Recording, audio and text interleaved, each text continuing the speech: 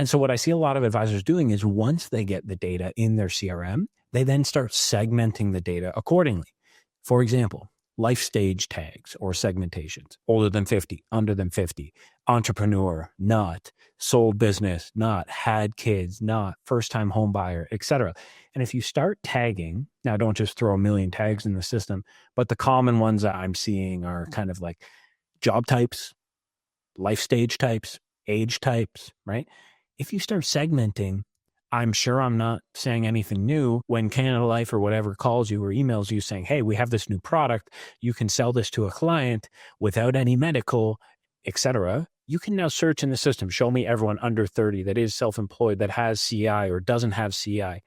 And so that's hugely valuable, because what a lot of these tools can do, once you find all that data, boom, you can send out an email, send out a text, give yourself a task, and now you're getting pertinent information to the right people. And again, having these people in a database and being able to segment, there's no real downside on this. Who has ever complained about getting pertinent info to their life? Like if I personally got an email saying, hey, I know you're self-employed, I've got something for you, can you give me a call? That's way better than new product alert, right? And so personalization is kind of the name of the game these days. It's been going that way. You probably notice it on your phone and when you work online and whatever, that there's like cookies that follow you around everywhere. So if you click on an ad, you're going to see that brand for 3 more days.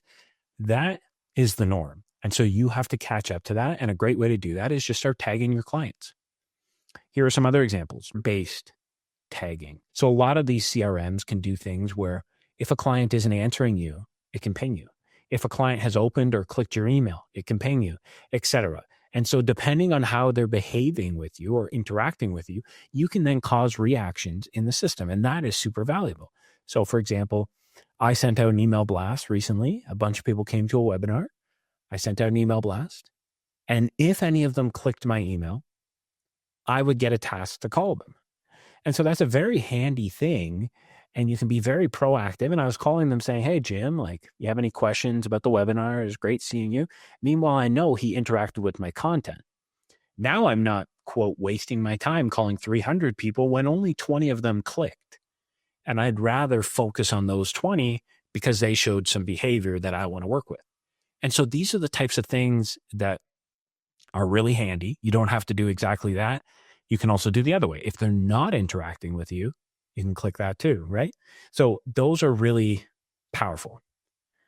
The last one I see a lot of advisors doing is referral-based communication. So right now, referral boosting, basically, where like right now, you probably get a lot of your business from realtors or lawyer. If you know that and you have that in the database and you know that Jim, the realtor, has sent you 10 deals or hasn't sent you 10 deals, you can then action that.